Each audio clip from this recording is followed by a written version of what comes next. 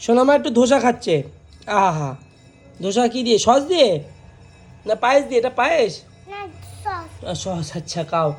আমি জীবনে খাইনি, ওর বাবা জীবনে খায় না এরকম সস, আর দেখেও নাই। আর আপনারা কি দেখেছেন ধোসার সাথে সাদা সস? যাই হোক, সোনামা কি সুন্দর বলছে।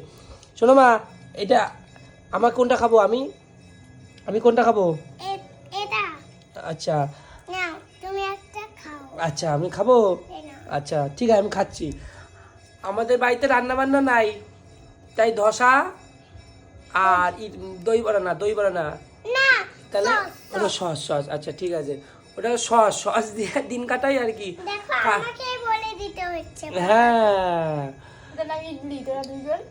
ইডলি। এটা ইডলি রে মা, পিঠা বানা দিছে।